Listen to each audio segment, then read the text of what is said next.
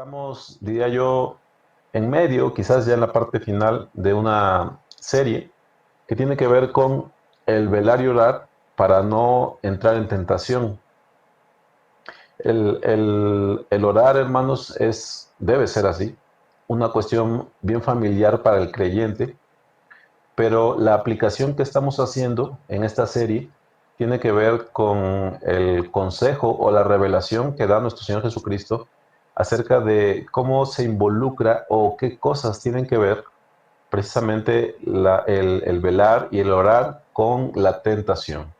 Entonces, hemos estado subrayando, hermanos, que básicamente el estar orando con frecuencia, el estar orando permanentemente, si usted me entiende, tiene que ver con estar presentes al Señor lo más que podamos. Por supuesto, el creyente, el hombre y la mujer creyentes no pueden estar todo el tiempo eh, postrados orando, pero cuando hablo de estar permanentemente en oración, me refiero a desarrollar un hábito de oración, el honrarlo y el estar de esa manera presentes al Señor. Lo que se ha afirmado al respecto de esto, hermanos, es que estando presentes a Dios, entonces de alguna manera estamos ausentes al pecado. Lo que quiero decir con esto, hermanos, es que al entrar en esta comunión con el Señor, entonces nuestra carne se debilita por la presencia de nuestro Señor en nuestra vida, en nuestro día a día. Entonces, esto es lo que hemos querido dar a entender con respecto al orar. Y cuando se habla acerca del velar, hermanos, esto tiene que ver con estar atentos, estar espiritualmente hablando despiertos, el ser vigilantes, el discernir las cosas, hermanos, el no simplemente dejar que éstas acontezcan porque ya se atravesaron por las situaciones de la vida, ya están allí. Se trata pues de estar atentos, de estar siendo vigilantes constantemente para guardarnos del pecado. Entonces, hablando de estas cosas, hermanos, hemos caído en un subtema que tiene que ver con la batalla por nuestros pensamientos o la pureza en los pensamientos. Entonces, la semana anterior, hermanos, yo abordé un punto que algunos, yo lo entiendo, hermanos, no comulgo con esa idea, pero entiendo que podamos encontrarnos con personas que opinen que tal vez es ir demasiado lejos cuando uno afirma que incluso en los pensamientos nosotros debemos guardarnos para el Señor. Um, y lo entiendo en el siguiente sentido, en que tal vez a algunas personas se les haga poco más que difícil, tal vez se les haga imposible el guardarse incluso en sus pensamientos para con el Señor. Entonces, es posible que cuando nosotros abordamos esa idea, seamos escépticos, que creamos que en realidad nadie se guarda de esa manera, pero lo cierto, hermanos, es que eh, uno, el Señor sí nos manda a que nos guardemos en los pensamientos, y dos, hermanos, por la experiencia, podemos nosotros comprobar que efectivamente el creyente puede andar incluso en esa pureza que se demanda en la pureza de los pensamientos. Entonces, eh, reconozco, hermanos, que la semana anterior me ocupé quizás demasiado en subrayar esa jurisdicción del Señor en cuanto a los pensamientos, y lo digo en este sentido, y casi no toqué nada al respecto de cómo debemos, pues, los creyentes, precisamente lidiar con nuestros pensamientos, es decir, cómo hemos de hacer, ya que hemos establecido la necesidad de la pureza en nuestros pensamientos. eh, Tal vez me quedé corto en, bueno, ¿y qué hacemos al respecto? Entonces, lo que pienso hacer en esta oportunidad, hermanos, es solamente tomar algunos textos para recordar cómo es que Dios tiene jurisdicción, cómo es que tiene derecho, cómo es que Él nos demanda la pureza en los pensamientos, y de ahí vamos a pasar a una explicación quizás un poquito más amplia acerca de cómo los creyentes debemos guardarnos para Dios al respecto de nuestros pensamientos, cómo o qué debemos hacer. Entonces, mis hermanos, voy a citar algunos textos, unos ya los he traído a colación la semana anterior, otros no, entonces pongamos atención. En el primer libro de Crónicas, capítulo 28, versículo 9, dice la palabra: y tú, Salomón, hijo mío, reconoce al Dios de tu Padre y sírvele con corazón perfecto y con ánimo voluntario, porque Jehová escudriña los corazones de todos y entiende todo intento de los pensamientos. Mi hermano, al respecto de esto, hay dos formas de abordar la enseñanza. Una tiene que ver con esa aplicación que hacemos hacia nosotros mismos, y tómelo en cuenta también, hermano, si no es su caso, si no batalla usted con esto, tómelo también para enseñar a otros hermanos. Entonces, ahí está la utilidad de este tipo de temas, ¿no? Otro texto, Job 42, del 1 al 5, respondió Job a Jehová y dijo: yo conozco que todo lo puedes y que no hay pensamiento que se esconda de ti. Salmo 26, del 1 al 2, júzgame, oh Jehová, porque yo en mi integridad he andado. He confiado asimismo en Jehová sin titubear. Escudriñame, oh Jehová, y pruébame. Examina mis íntimos pensamientos y mi corazón. Salmo 139, del 1 al 3.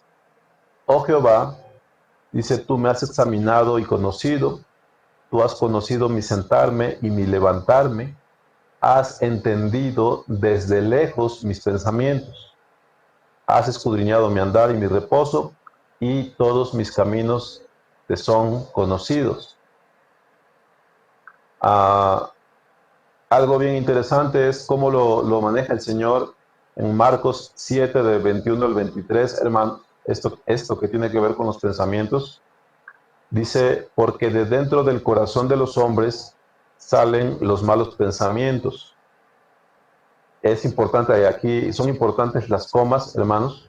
Salen los malos pensamientos, coma, los adulterios, coma, las fornicaciones, coma, los homicidios, los hurtos, las avaricias, las maldades, el engaño, la lascivia, la envidia, la maledicencia, la soberbia, la insensatez.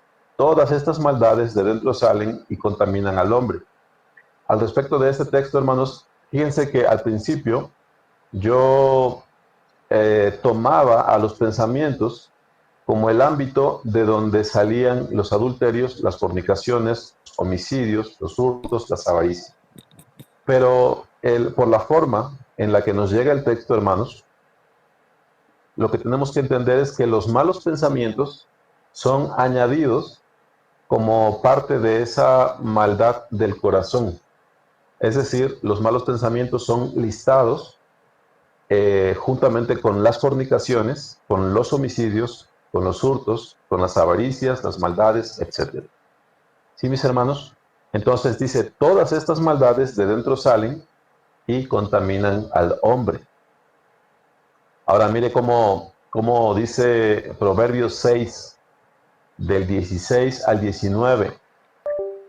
6 cosas aborrece Jehová, y aún 7 abomina su alma: los ojos altivos, la lengua mentirosa, las manos derramadoras de sangre inocente, el corazón que maquina pensamientos inicuos. Entendamos por inicuo que es contrario a la equidad, malvado o injusto. El corazón que maquina pensamientos inicuos es aborrecido por el Señor. Y a veces uno, por cuanto esas palabras suenan muy en el extremo de lo que es el comportamiento de los hombres, por default nosotros llegamos a pensar que, bueno, como somos creyentes, nosotros no participamos de estas cosas. Pero el significado de inicuo tiene que ver con que es contrario a la equidad, a lo justo, que es algo que es malvado.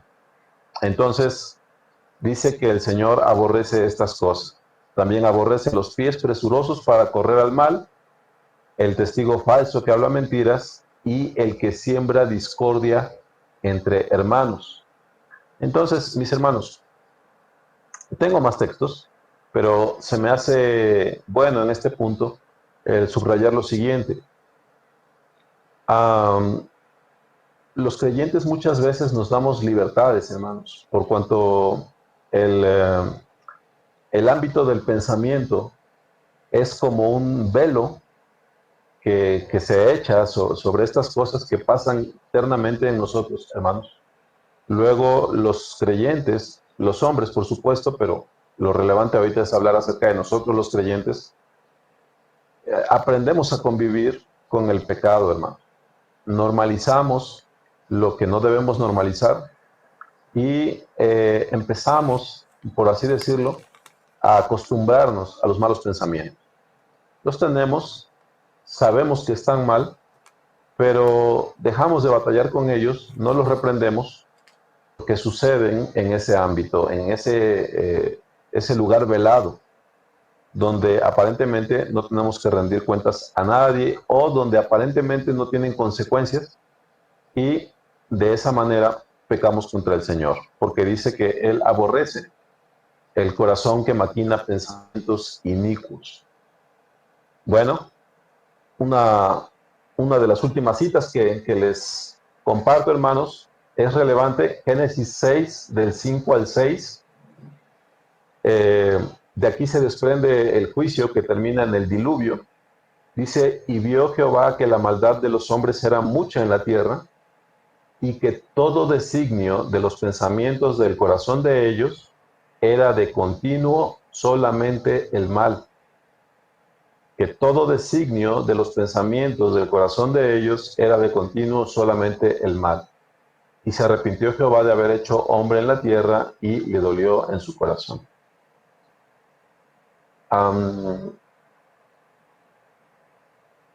Un penúltimo texto, hermanos, al respecto de esto, Jeremías 20:12. Oh Jehová de los ejércitos, que pruebas a los justos, que ves los pensamientos y el corazón, vea yo tu venganza de ellos, porque a ti he encomendado mi causa. Aquí subrayo no lo que Jeremías está diciendo al respecto de sus enemigos, sino la descripción que hace acerca del Señor, que ve los pensamientos y el corazón. Bueno, mire mi hermano, dije que esa era la penúltima cita. La última es 1 Corintios 13:6. No es un pasaje lineal, entonces le tengo que pedir que ponga atención.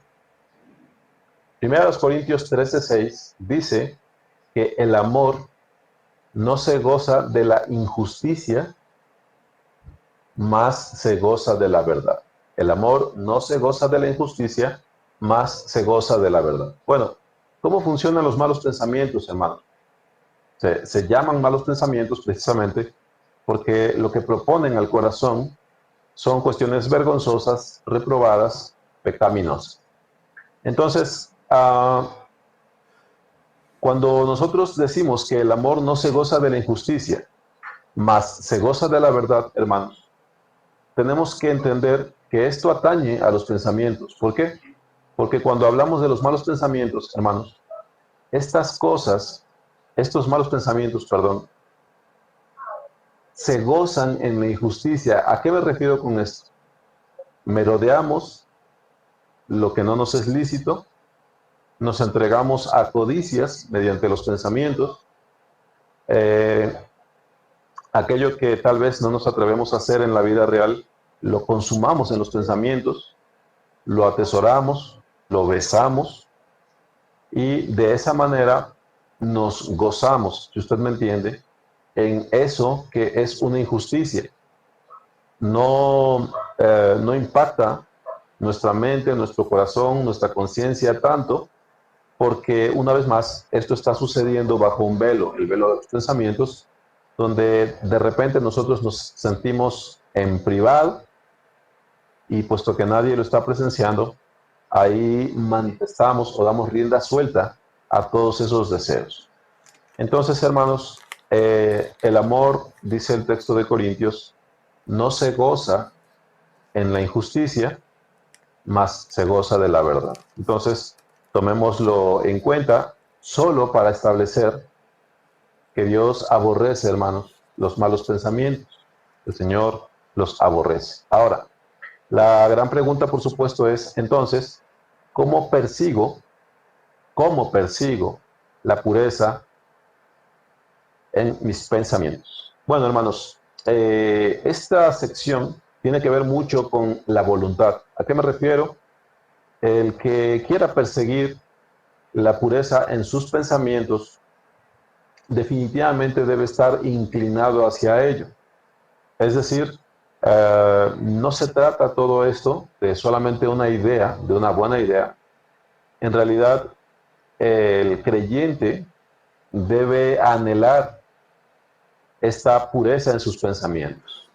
Si no hay ese anhelo, hermanos, si no hay ese deseo ferviente de tener pureza en los pensamientos, difícilmente vamos a transitar este camino, hermanos, porque no es algo que se pueda comprar en la farmacia, no es algo que consista en, no sé, hay un texto por ahí místico que si yo lo entiendo, entonces ya traigo pureza a mis pensamientos. No se trata de eso, hermanos, es en realidad una lucha que implica la voluntad de la persona.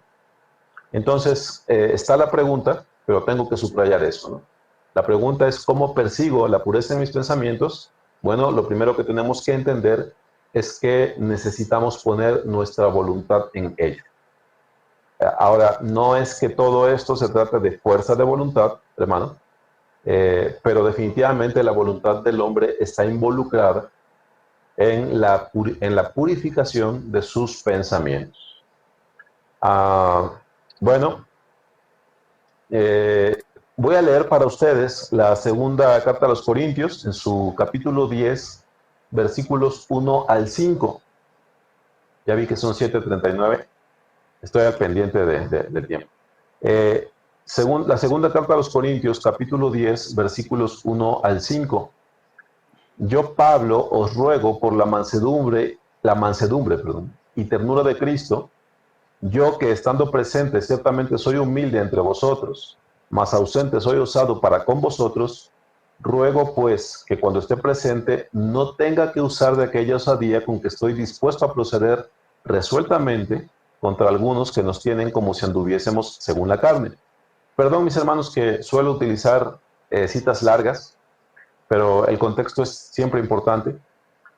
Versículo 3, pues aunque andamos en la carne, no militamos según la carne, porque las armas de nuestra milicia no son carnales, sino poderosas en Dios para la destrucción de fortalezas, derribando argumentos y toda altivez que se levanta contra el conocimiento de Dios.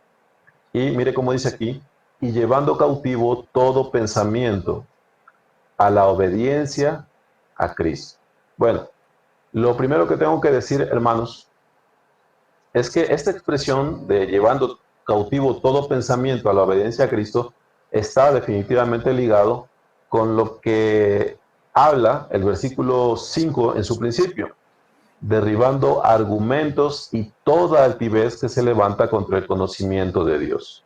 Lo que el apóstol está hablando allí tiene que ver con, voy a decirlo de esta manera, con su perfil ministerial, aunque por supuesto siempre nosotros nos podemos apropiar de estas cosas, pero Pablo está hablando así, pues aunque andamos en la carne, no militamos según la carne, porque las armas de nuestra milicia no son carnales, sino poderosas en Dios para la destrucción de fortalezas, derribando argumentos y toda altivez que se levanta contra el conocimiento de Dios y llevando cautivo todo pensamiento a la obediencia a Cristo. Podríamos aplicar este texto a herejías, desviaciones o cosas semejantes a esas. Ahora, a pesar de ello, hermanos, he citado este texto Y quiero subrayar esta expresión, llevando cautivo todo pensamiento a la obediencia a Cristo, en el sentido de que creo que es algo legítimo que nosotros tomemos esa expresión y la utilicemos también para el caso de la purificación de nuestros pensamientos, llevando cautivo todo pensamiento a la obediencia a Cristo. Estaba yo citando algunos textos que nos ayudan a entender algunas cuestiones acerca de los pensamientos. Entonces, en cierta manera voy a retomar en el punto donde me quedé, hermanos. Algo que también suelo hacer es el considerar a las personas que se conectaron o quienes no habían estado. Y también tengo que decir, hermanos, que parte de lo que estoy tratando los días miércoles lo he utilizado, bueno, lo sabrán ustedes que son asiduos a los miércoles, eh, lo he estado utilizando también en la dirección de los días domingo. Entonces, el tema, espero yo, a este punto ya sea familiar para varios de ustedes. Entonces, nos encontramos hablando acerca del velar y orar para no entrar en tentación, como el Señor nos lo promete allá en Mateo. Y dentro de lo que es el velar, hermanos, el creyente debe de poner atención, debe de ser vigilante a ciertas cosas. Entonces, para la mayoría de nosotros es bastante claro lo que significa quizás el orar, pero me parece a mí que cuando hablamos acerca de la necesidad de velar, algunos de nosotros podemos llegar a tener dudas con respecto a qué cosas debemos poner atención, en dónde debe estar mi mirada, sobre qué debo de estar vigilando. Y aunque algunas respuestas ya cuando se dan parecen evidentes, hermanos, lo cierto es que nosotros necesitamos tener las cosas bien claras para que pongamos atención, para que no las dejemos, para que no desistamos demasiado pronto, para que obtengamos así un fruto al respecto de lo que es la pureza. Entonces, mis hermanos, la semana anterior, como les comentaba, estaba dando, cuando se fue la luz, estaba dando una serie de textos que tienen que ver con la potestad de Dios sobre nuestros pensamientos. Entonces, el punto era relevante o es relevante en el sentido de que algunos de nosotros, ligeramente, cuando pensamos ligeramente, tal vez llegamos a concluir en que, puesto que no llevo a cabo ciertos pecados, entonces no es tan importante. Algunos de nosotros llegamos a concluir en el hecho de que, puesto que ocurrió en el ámbito de la mente, donde aparentemente no afecté a nadie, donde no llegué a realizar con mi cuerpo ciertas cosas, como no las consumé con el cuerpo, entonces tal vez no tenga tanta importancia. Pero algo que nosotros, o algo que he estado tratando de establecer, hermanos, es que en realidad los pensamientos dan a entender lo que de verdad nosotros somos. Es decir, si en mi pensamiento estoy lleno de homicidios, de violencias, de fornicaciones, de adulterios, bueno, yo puedo dar una fachada, hermanos, pero quien en realidad yo soy es la persona que se está deleitando, que está tolerando esos malos pensamientos en su corazón. Entonces, los textos que he estado esgrimiendo tienen que ver con el hecho de que Dios no solamente se interesa en nuestros pensamientos, sino que de hecho Él los juzga y juzga al hombre, que es algo que nos debe hacer sentido, juzga al hombre en virtud de los pensamientos que éste tiene. Entonces, hermanos, no voy a repetir esos textos, solamente voy a utilizar un último texto o el texto que tenía yo al final de la lista, que es la primera carta de los Corintios, capítulo 13, versículo 6. Dice la palabra del Señor, está hablando del amor, y ahí nos dice que el amor no se goza de la injusticia, más se goza en la verdad. Para no parafrasearlo, déjenme buscarlo rápidamente, hermanos, perdón. Y yo les hacía un comentario al respecto de este texto, hermanos, que bueno, tal vez en nuestras lecturas normales nosotros no relacionemos el texto con la cuestión de los pensamientos, pero lo cierto es que está bastante relacionado. Primera a los Corintios 13, 16. Perdón, hermanos, porque veo que solo lo tengo en anotación, pero no tengo el texto allí. Ya aquí estoy. 13, 16. Bueno, ya tuve problemas aquí porque 13, 6. Dice, entre otras características del amor, dice, el amor es sufrido, es benigno, el amor no tiene envidia, el amor no es jactancioso, no se envanece, no hace nada indebido, no busca lo suyo, no se irrita, no guarda rencor. Y el versículo 6, no se goza de la injusticia, mas se goza de la verdad. El comentario que hice la semana anterior, hermanos, tiene que ver con lo siguiente. Cuando yo en mi mente, en mi corazón, empiezo a fraguar ciertos pensamientos donde doy rienda suelta a mis deseos, a mis pasiones, bueno, allí me permito el, el, el hacer cosas, el consumar cosas en el pensamiento, que por apariencia, porque no me atrevo, por temor a las consecuencias, por lo que sea, no lo llevo a cabo, no lo consumo con mi cuerpo, con mis miembros, pero finalmente, cuando yo le propongo esas cosas a mi corazón, por medio de mi mente, hermanos, sin duda yo me estoy gozando de las injusticias. Yo me estoy gozando de lo que no es lícito delante de Dios, de lo que es malo, de lo que haría mal a mi prójimo. Entonces, una de las características del amor es que éste no se goza en la injusticia, mas se goza de la verdad. Entonces, hermanos, cuando nosotros participamos de estas cosas, tenemos que entender algo que es obvio, creo yo, hermanos, pero que sin embargo sobreviven muchos de nosotros y con una constancia bien preocupante, que es que en el pensamiento nosotros convivimos con la injusticia y la estamos merodeando, estamos consumándola allí. Pero nuevamente, por cuanto estas cosas solamente ocurren en este ámbito, nosotros llegamos a normalizar y podemos llegar a convivir con todo ello, no durante un momento, hermanos, sino a lo largo de años, porque nos acostumbramos a hacer un juicio al respecto de estas cosas y pensamos que el Señor no es ofendido, o pensamos que el ámbito de la mente es tan recóndito, tan escondido, que en realidad no tiene una consecuencia sobre nosotros.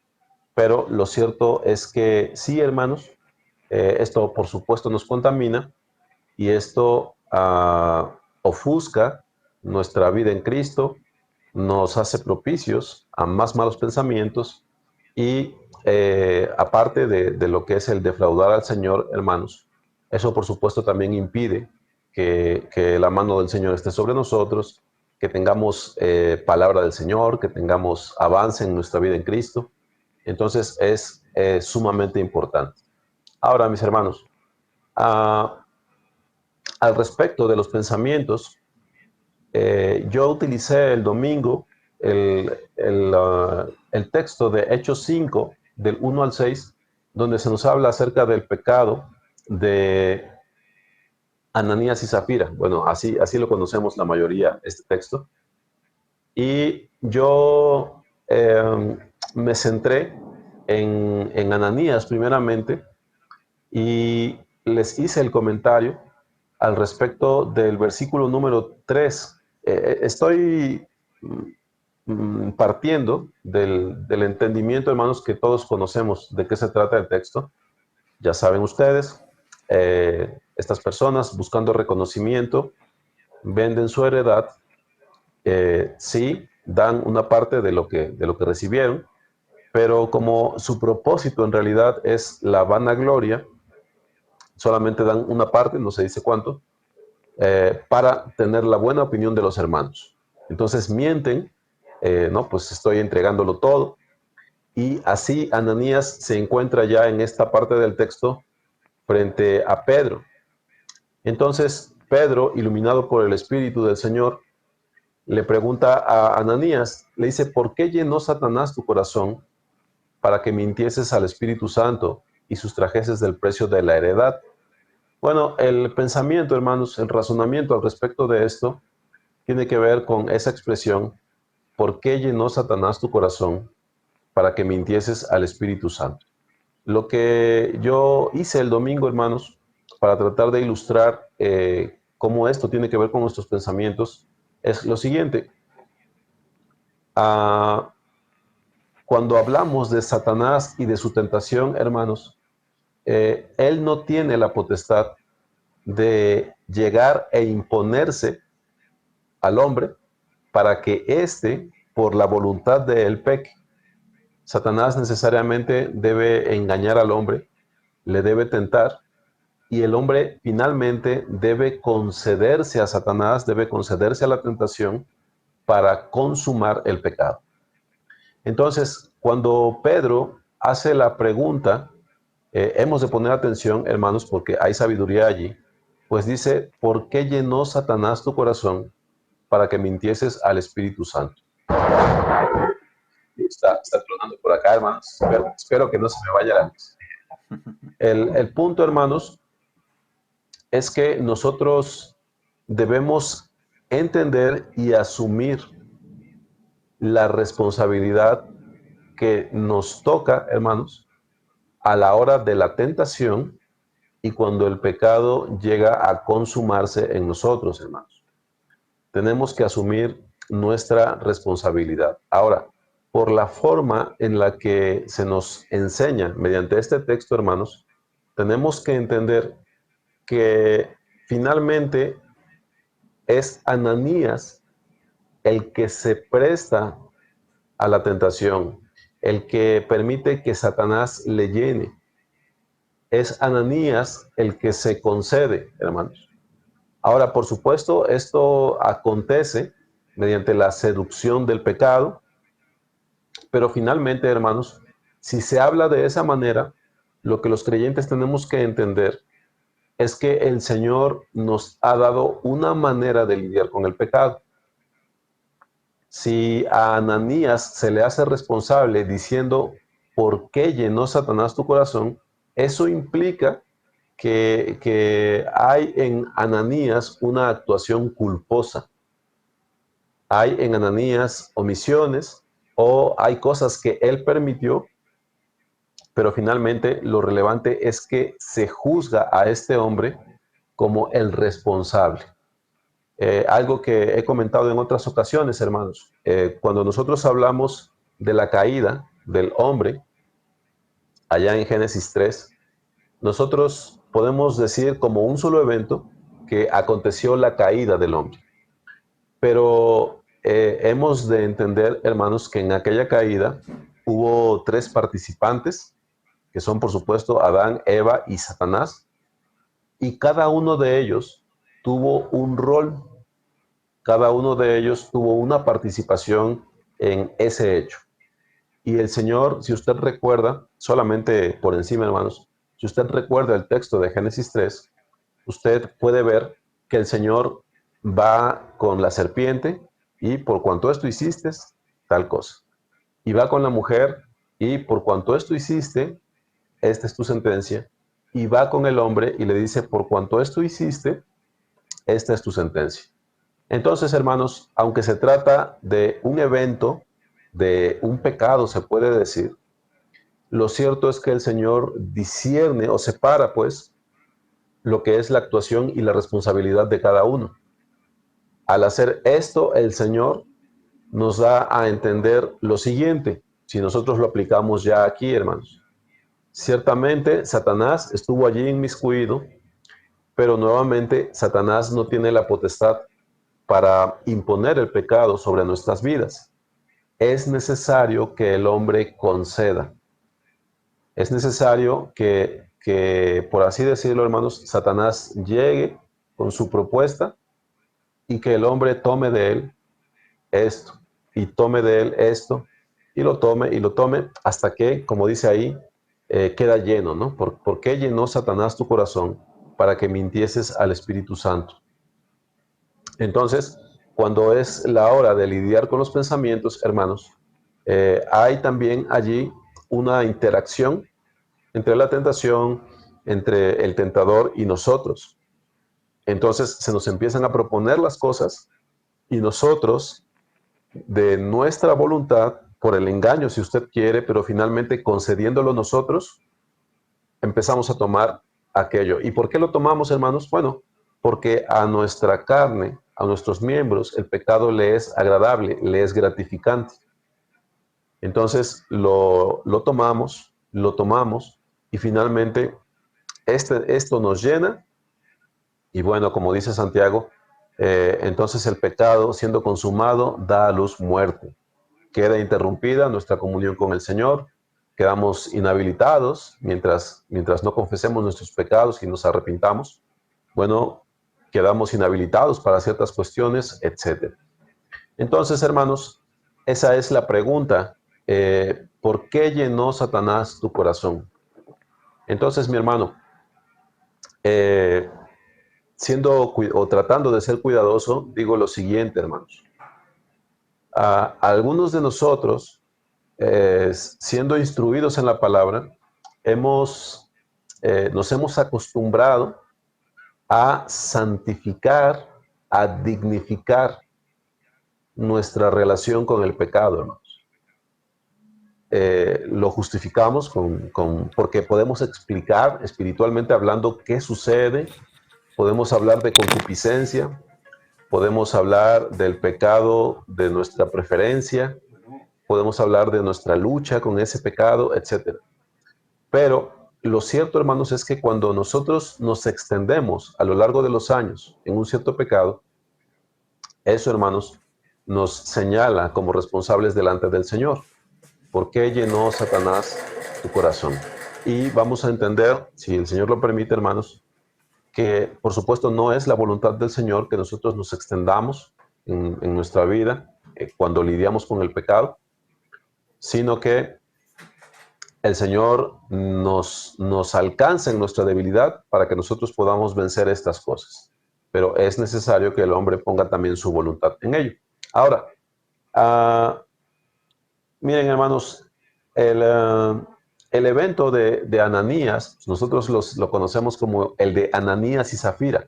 Bueno, al respecto de ello, hermanos, se complementa muy bien lo que sucede más tarde con Zafira, la mujer de Ananías, porque cuando ella viene sin saber que su esposo ya cayó muerto, cuando el apóstol lo confrontó, ella entra y le pregunta entonces Pedro, le dice, oye,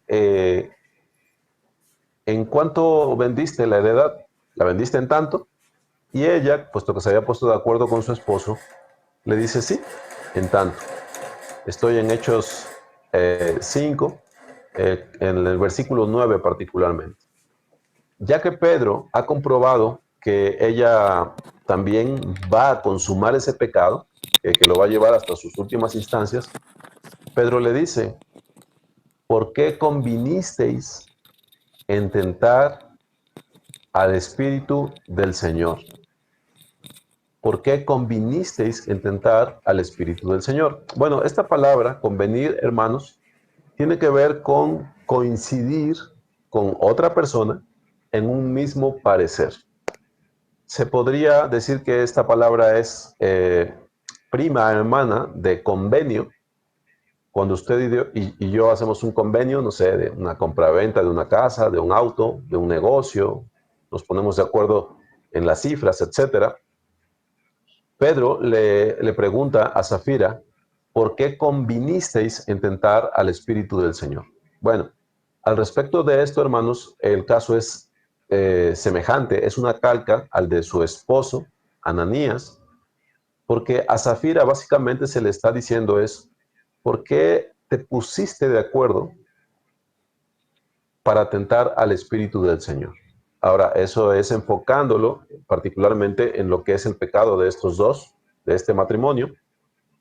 Pero resulta, hermano, que cuando tú eres tentado y admites en tus pensamientos el pecado, de alguna manera se puede decir que convienes, si es que me expliqué con la palabra, convienes con el tentador para pecar contra el Señor. Admites, te pones de acuerdo con el tentador y admites algo que es también contra nuestro Señor.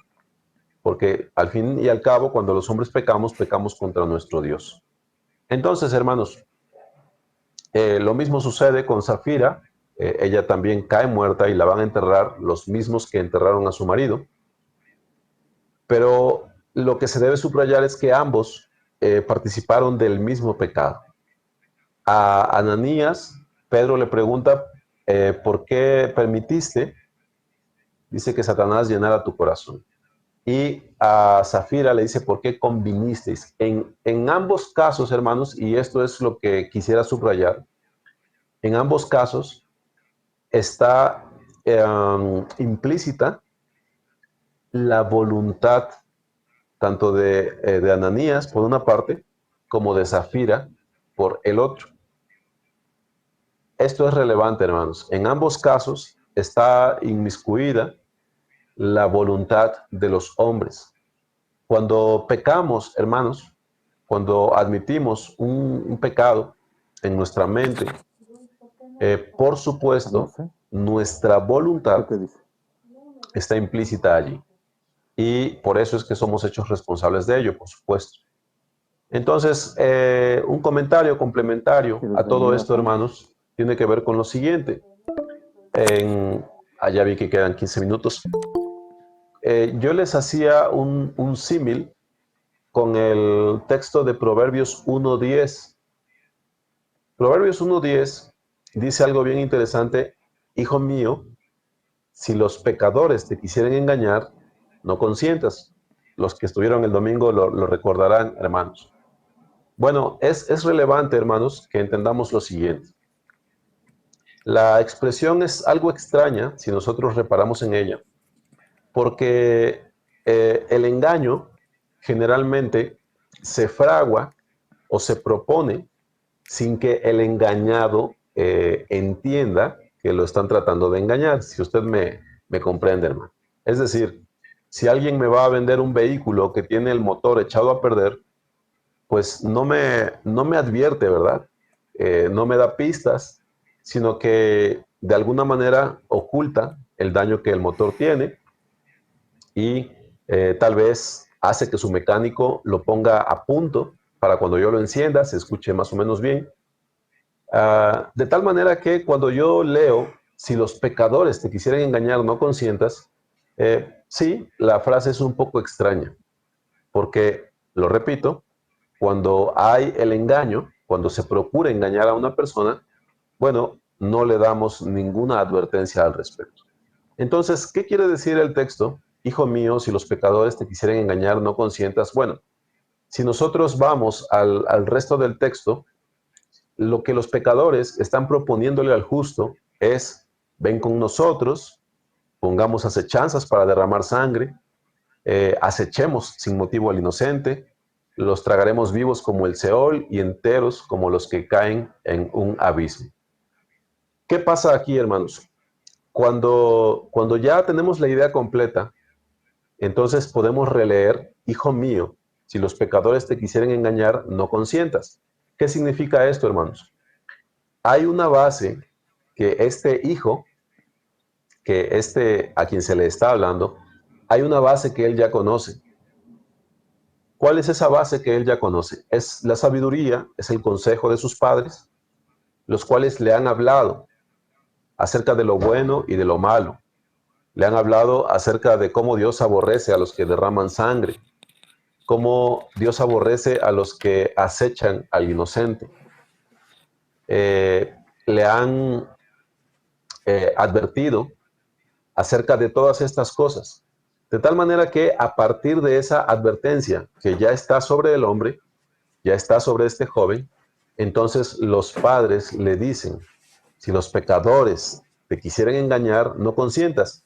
El engaño consiste en que los pecadores le dicen, mira, vamos a hallar despojos, vamos a repartirnos todo el botín, le dan a entender todo ello. Pero antes del botín, antes del final, hermanos, está la propuesta del pecado. Bueno, es en ese punto cuando el hombre se debe negar. Y ahí es cuando cobra sentido la expresión no consientas. Bueno, cuando hablamos acerca de los pecados de la mente, mis hermanos, Satanás nos presenta la tentación en el sentido del disfrute, de la recompensa. Nos lleva a la consideración del botín. Mira, para que tú vas a sentir esto, vas a experimentar aquello, tú ya sabes a dónde conduce este camino, ya sabes las sensaciones que te va a proporcionar.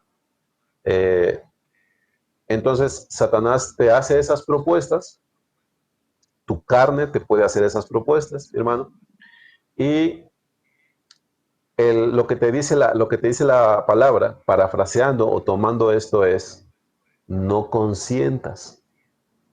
Es decir, no des tu voluntad a ello. Miren, hermanos, cuando esto es algo que ya hemos comentado, pero es bueno subrayarlo en este momento, cuando un mal pensamiento se propone al hombre, eh, eso todavía no se cuenta como pecado, porque viene esa impresión, pero todavía el hombre no la ha tomado para sí. ¿Cuándo tú puedes considerar que ya has caído en pecado, hermano? Bueno, hablando del ámbito de los pensamientos, tú puedes considerar que ya has fallado, que ya has caído, cuando al pensamiento tú lo empiezas a matizar con tus imaginaciones, con tus elucubraciones. Cuando tú tomas el pensamiento y lo adornas con detalles. Cuando, por así decirlo, tú das nuevos bríos al pensamiento. Cuando lo No, tomas y este viene a una cierta velocidad y tú lo dinamizas, vamos a decirlo así, con pensamientos, con detalles, etc. Entonces, hermano, si los pecadores, dice ahí, te quisieran engañar, no consientas. Si el pecado, hermano, el pecado en los pensamientos te quiere prender, a lo que te manda el Señor es a que no consientas, a que no sometas tu voluntad a las propuestas del pecado. ¿Sí? Entonces, nosotros tenemos que comprender esto, hermanos, y más adelante vamos a tratar de indagar por medio de la palabra el cómo hacer estas cosas, pero es importante que nosotros comprendamos cuál es el papel de nuestra voluntad allí. Si nosotros no comprendemos que nuestra voluntad está inmersa en el pecado, en los pecados de la mente, hermanos, entonces si nos victimizamos con respecto a estos pecados y todo el tiempo los contemplamos como una debilidad, como una parte que nos constituye, que nos define, entonces, hermanos, podemos correr el riesgo, o corremos el riesgo, de hecho, de extendernos tanto en esos pecados que de hecho podremos perder de vista el momento en el que empezamos a lidiar con ellos, porque no estamos en realidad en una lucha, aquí me autocorrijo, sino que estamos más bien en una convivencia con el pecado. ¿Sí? Entonces, hijo mío, si los pecadores te quisieren engañar, no consientas. Si tu carne te propone el pecado, no consientas, hermano. Si el mundo te propone el pecado, no consientas. Si Satanás te propone el pecado, no consientas. Entendamos pues que allí está nuestra voluntad, hermanos, que somos responsables delante del Señor. Esto, por supuesto, apunta a que Dios da la salida, como dice la palabra, el Señor provee, es decir, si permite que seamos tentados, Él también permite que nosotros tengamos una salida para no caer en pecado. ¿Sí? Entonces, hermanos, la acción pasiva del creyente ante las propuestas del pecado es culposa. ¿Sí, mis hermanos? Bueno, entonces una buena pregunta al respecto de ello, hermanos, es ¿qué tenemos que hacer los hombres para lidiar con el pecado? Entonces ya hemos empezado a dar algunos razonamientos, hermanos, a partir de la palabra, por supuesto. Entonces hoy vamos a reparar en algunas cosas hasta donde el tiempo nos alcance. Y una primera cuestión que nosotros tenemos que tomar en cuenta, hermanos, es que tenemos que tener nuestros sentidos ejercitados en el discernimiento del bien y del mal. Repito esta parte, es necesario que nosotros tengamos nuestros sentidos ejercitados en el discernimiento del bien y del mal. Para no dejarlo nada más así, hermanos, acompáñenme, permítanme un segundo. Es que resulta que muchas veces hago la anotación y aunque yo sé que ustedes conocen el texto, el hecho es que me gusta dar la cita para que no se dé nada por sentado. Dice, todo aquel que Hebreos 5, en su versículo 13 y 14.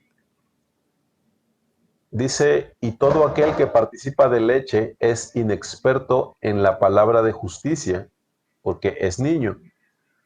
Pero el alimento sólido es para los que han alcanzado madurez, para los que por el uso tienen los sentidos ejercitados en el discernimiento del bien y del mal.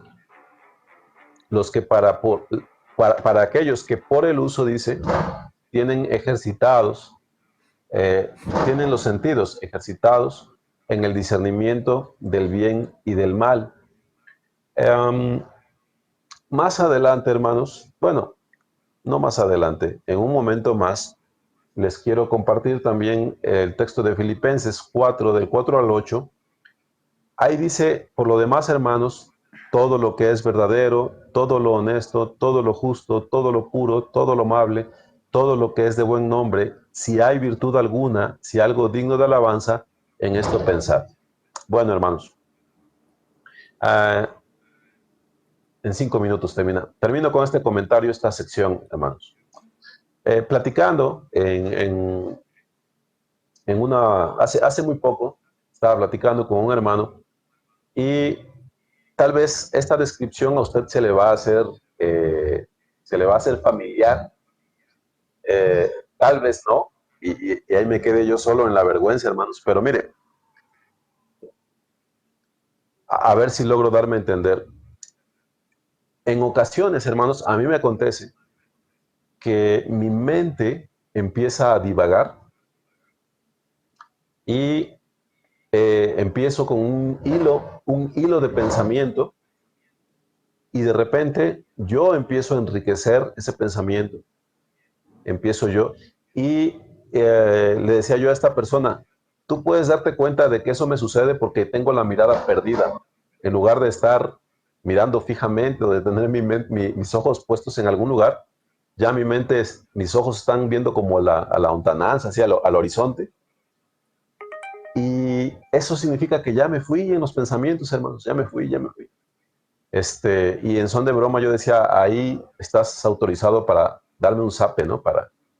Um, Entonces, hermanos, es importante que cada uno de nosotros nos examinemos en lo relativo a en qué cosas ocupamos nuestros pensamientos, es decir, en qué nos centramos, hacia dónde tienden nuestros pensamientos. Ahora, una cosa es hacia dónde tienden los pensamientos en la carne, hermano, y otra es la que nos instruye, Filipenses 4, del 4 al 8. Porque, miren, hermanos, Filipenses 4, del 4 al 8, nos habla acerca de los pensamientos, nos habla acerca de en qué ocuparnos, aunque lo dice de una manera amplia, vamos a decirlo así. Lo cierto es que aquí es o sería muy bueno hacer un ejercicio donde cada uno de nosotros aporte o que desarrollemos un pensamiento acerca de en qué cosas es conveniente que el Hijo de Dios ponga su mente. Ahora, esto es importante, hermanos, porque, bueno, yo solamente tengo mi experiencia en ese sentido, pero yo creo que todos somos iguales en el sentido de que eh, no podemos estar sin pensar en algo. Es decir, puede ser algo bien trivial, puede ser algo automático, el proceso de la mente, pero básicamente nuestro cerebro, nuestra mente, está hecha para estar ocupada en algo. O sea, no sé si usted tenga algún momento en el que su mente esté en blanco, ¿no? Yo creo que ninguno de nosotros es así. Pero lo que nos dice Filipenses 4, del 4 al 8, es esto. Dice, regocijaos en el Señor siempre. Otra vez digo, regocijaos. Vuestra gentileza sea conocida de todos los hombres. El Señor está cerca. Por nada estéis afanosos, sino sean conocidas vuestras peticiones delante de Dios en toda oración y ruego con acción de gracias. Mire cómo dice el versículo 7, y la paz de Dios que sobrepasa todo entendimiento, guardará vuestros corazones y vuestros pensamientos en Cristo Jesús. Es un pensamiento amplio, hermanos. Eh, Básicamente lo que está diciendo allí, bueno, no está desarrollando como tal una lista de qué tienes que hacer para que Dios guarde tus corazones y tus pensamientos. Habla en realidad de una comunión, y habla de una acción que nace en el Señor, pero de allí, hermanos, pasa a lo que nos toca a nosotros, precisamente para que nuestros pensamientos sean sanos, a partir del versículo número 8. Por lo demás, hermanos, todo lo que es verdadero, todo lo honesto, todo lo justo, todo lo puro, todo lo amable, todo lo que es de buen nombre, si hay virtud alguna, si algo digno de alabanza, en esto pensar. Entonces, hermanos, creo que no es necesario que yo ejemplifique en qué cosas solemos ocupar nuestros pensamientos cuando no estamos haciendo caso del consejo de Filipenses 4:8. Es decir, nuestra mente puede ser ocupada casi por cualquier cosa y no lo digo en el sentido de que estemos a merced de Satanás. Me refiero a que de verdad en nuestra mente o nuestra mente puede ser ocupada por un sinfín de pensamientos, pero muchos de esos pensamientos no son santos. Muchos de esos pensamientos son pecaminosos, de hecho.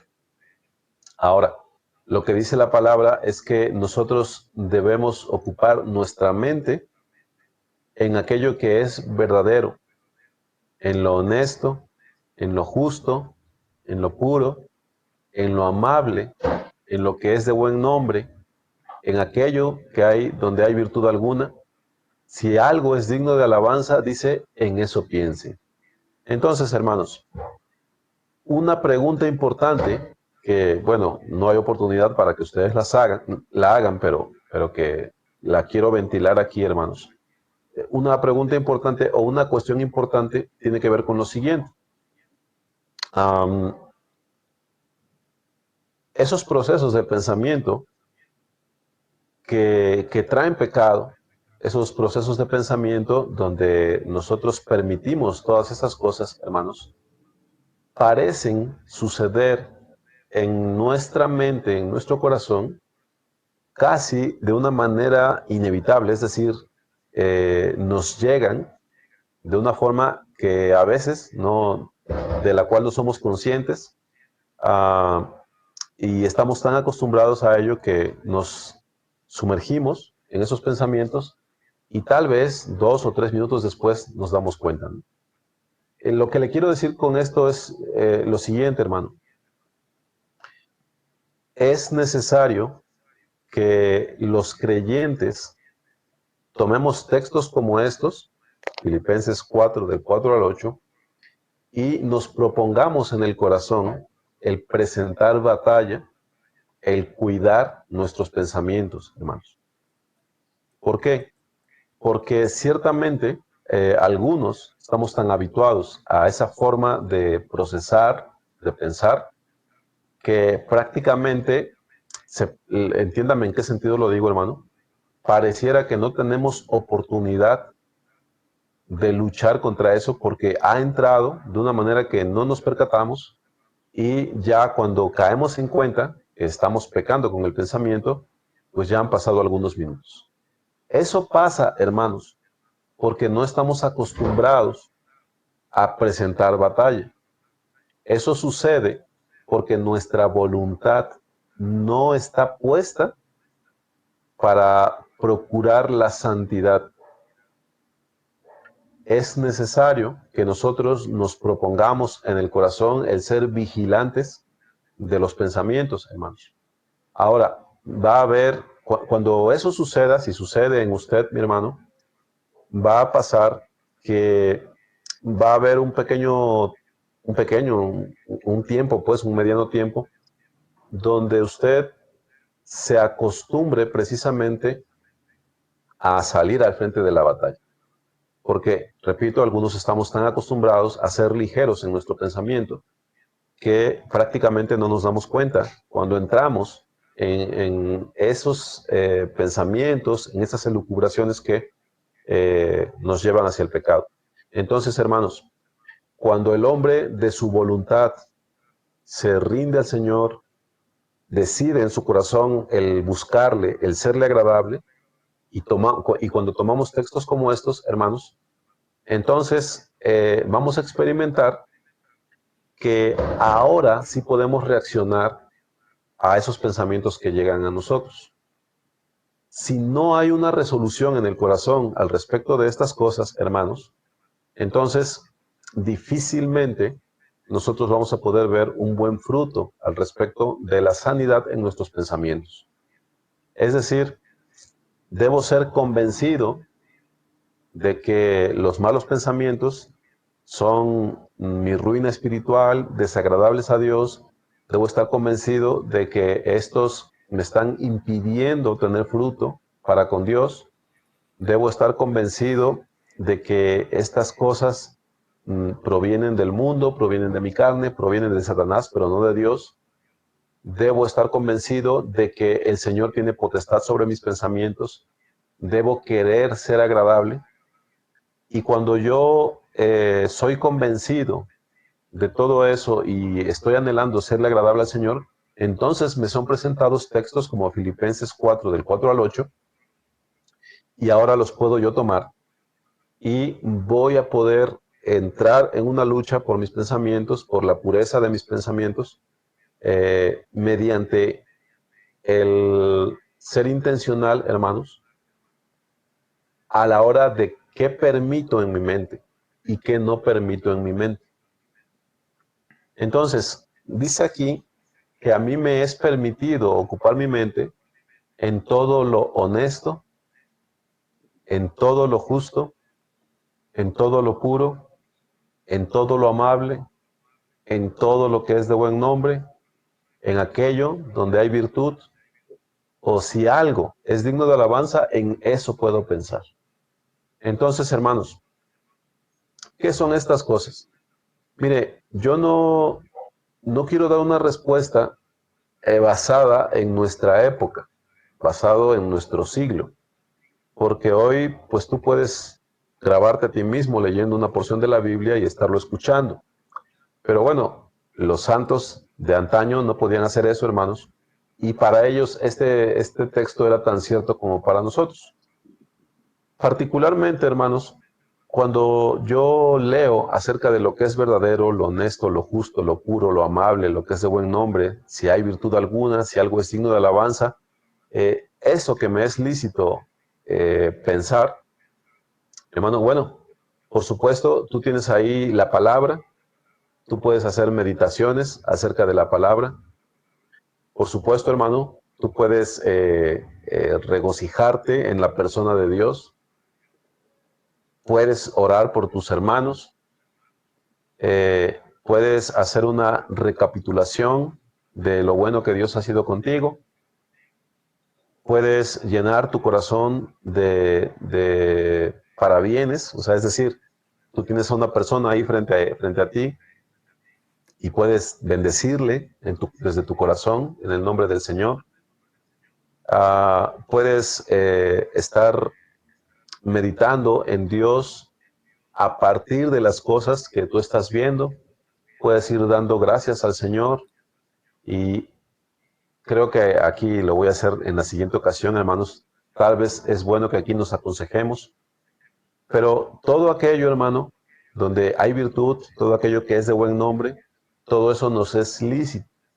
Ahora, es necesario, hermanos, que nosotros nos esforcemos porque en algunos de nosotros es muy fuerte la carga de la carne, es muy fuerte la vanidad. Pero esta solamente es fuerte, hermanos, por el hecho de que muchos de nosotros realmente no hemos salido a la batalla en contra de ello. Entonces, hermanos, yo lo puedo decir de esta manera. Una vez que caí en el hartazgo de mí mismo, es decir, cuando yo me hice plenamente consciente o consciente, pues, de cuán vanos eran mis pensamientos, eh, y me propuse el ser cuidadoso de ello, bueno, déjeme decirle, hermano, que sí es algo sumamente admirable de cómo en tan poco tiempo nosotros podemos pasar de lo que son los pensamientos vanos, hermano, a estar centrados en el Señor. Nos sorprenderemos de cómo o en cuán poco tiempo el Señor nos permite ver un fruto acerca de que ya la vanidad no se pasea por nuestra mente impunemente y cuando quiere, sino que nos permite de alguna manera el Señor ser dueños de nuestros pensamientos. Y por supuesto todo esto lleva un proceso, hermanos, lleva un tiempo, pero Dios es fiel, Dios no miente y Él de verdad nos permite el, el obtener una victoria acerca de estas cosas. Eh, Sucede, hermano, cuando usted, si usted padece de esto y llega a experimentar el ocuparse en los buenos pensamientos, hermano, sucede que usted empieza a descubrir, se lo voy a decir de esta manera, aunque puede sonar jocoso, casi que usted llega a conocer a una nueva persona.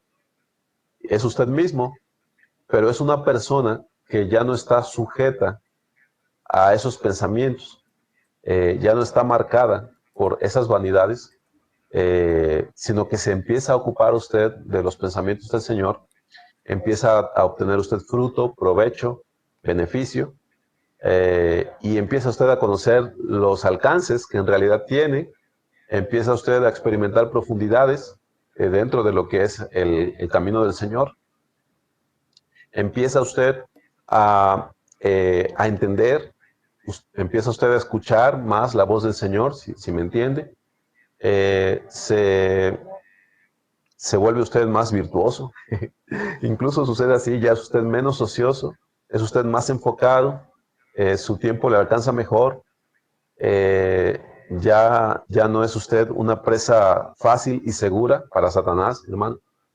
Entonces, termino con esto, hermanos. Yo le invito a que usted se proponga en su corazón el presentar batalla para procurar la pureza de sus pensamientos, mi hermano. Reconozca su vanidad, lo que usted tenga de vanidad, hermano, la medida de vanidad que usted tenga, reconózcala. Eh, ya no puedo desarrollar la idea, hermanos, pero es necesario que nosotros nos familiaricemos con la palabra para que a partir de allí, hermanos, nosotros podamos recurrir a ella una y otra vez para saber discernir lo que es bueno y lo que es malo. Si usted es un mal lector de la palabra, hermano, entonces difícilmente usted va a poder discernir lo que está bien y lo que está mal. Entonces es enteramente necesario que hagamos eso. Pero bueno, hoy le hablo particularmente acerca de proponerse en el corazón, el de verdad, proponerse en el corazón, el presentar batalla por la pureza de sus pensamientos, mi hermano. Es necesario que usted se lo proponga, es necesario que usted vaya delante del Señor, que admita lo que ha estado haciendo, cómo ha estado viviendo al respecto de sus pensamientos, que le pida a usted ayuda, y es necesario que usted renueve esa intención todos los días. Entonces termino con el texto. Por lo demás, hermanos, todo lo que es verdadero, todo lo honesto, todo lo justo, todo lo puro, todo lo amable, todo lo que es de buen nombre, si hay virtud alguna, si algo digno de alabanza, en esto pensar. Entonces, hermanos, propongámonos en el corazón el echar fuera, usted ya cada uno predíquese a sí mismo, eche fuera esos pensamientos que usted sabe no son agradables al Señor, que son vergonzosos, que no pueden compartirse. Propóngase en su corazón el echarlos fuera, el desterrarlos, y si usted se pregunta con qué los sustituyo, porque es necesario sustituirlos, hermano, aquí lo tienen, Filipenses 4, del 4 al 8.